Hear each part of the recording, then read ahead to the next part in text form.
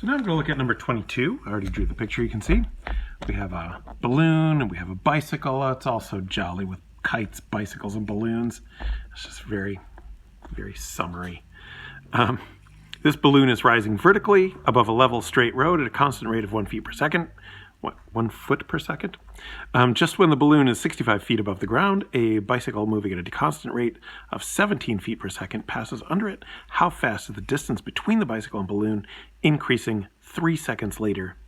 See figure. All right, well, I've reproduced the figure here so that I can draw in it without vandalizing my textbook. And let's see what we can do with this. So following our steps, our step number 1 is to gather all our information. So let's see what we got here is. So let's call the time when the bicycle passes under. Let's call that t equals 0, which, by the way, is a great example of when people say time can't be negative. See, I just arbitrarily picked t equals 0 for the moment the bicycle passes into the balloon, which is perfectly reasonable to do. So, you know, what happened at t equals -1? The bicycles didn't just like magically appear. We can talk about t equals -1. It means 1 second before the bicycle went under the balloon.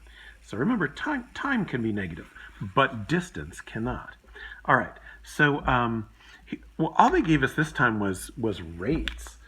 They say that you know, our keyword rate appears at a constant rate of 1 foot per second. That's the balloon rising. So since it's a rate, it's a d something dt. All right, what are we going to call it? We'll just call this vertical variable. They already named it for us, y. So what we know is that dy dt is what that is. dy dt is 1. Now, by the way, if the balloon were sinking instead of rising, dy dt would be -1. So you have to watch for things like that. All right, but the balloon is rising, so it's dy dt equals 1. What else do they tell us? They tell us that the bicycle is moving at a constant rate of 17 feet per second. Now, since the bicycle has already passed under the balloon, that means that x is increasing because he's going away from it. But by the way, if we were over here and the bicycle had not yet gone under the balloon, or if the bicycle was going the other direction, then since his x coordinate would be decreasing, then the dx dt would be negative. But our bicycle is going this way, so you have to watch, you know, are each of the rates positive or negative? So this bicycle moving at a constant rate, that clues you it's a ddt. The variable that describes the bicycle is x, that means it's dx dt. So that is telling us that dx dt equals 17. All right, and it also tells us that the bicycle passes under when the balloon is at 65 feet. So at t equals 0, y equals 65, and x equals 0.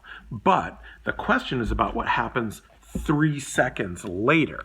Right? The question is about 3 seconds later. So where is everything at t equals 3?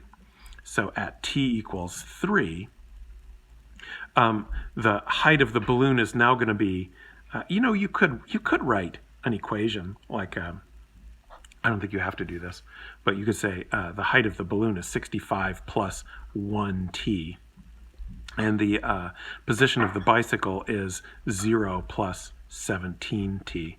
Right, that's what's really going on. So at t equals 3, y equals 68, and x equals 51. All right, but you don't have to write these equations. You can sort of common sense those out. But we're going to need to know that at that t equals 3 is where we're really looking at what is going on with the bicycle. I shouldn't have put that line through there. I was sort of Anyway, that's what's happening at t equals 3, and that's where the question is happening. All right, so now I think I've gathered all my information. Oh, I need to know what the question is. The question is, how fast is the distance between the bicycle and balloon increasing? So here's ds dt. These things are going away from each other. How fast is that s increasing? So the question is, what is ds dt? ds dt equals what? That's our question. So I think I've gotten together all the information, and if I realize I'm missing some information, I might look back at the problem and see if the information that I'm missing is there. All right, so we'll go ahead and now, we'll say step 1 is finished. So we're going to go to step 2 and write an equation that relates the variables. Oh, it's Pythagoras' theorem again. So common. S squared equals x squared plus y squared. Okay, so I've written the equation. Now we're going to do d dt on both sides. Watching for the chain rule. Remember, it's implicit differentiation. 2s ds dt equals 2x dx dt plus 2y dy dt. Okay, so the difference between this one and the kite is in the kite, y was not changing. Now, every variable is changing. All right, but you can handle it as long as you have enough information to start with. So now let's just start plugging stuff in from the t equals 3 set of information.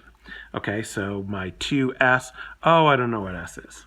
So I'm going to have to work that out. So I'm going to have to work out s at t equals 3. So I guess I'm going to put it up with that stuff, but s is going to be the square root of x squared plus y squared.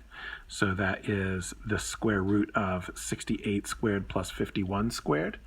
And I would never have guessed that this would be an integer, but it turns out it is. I calculated that ahead of time. It's 85.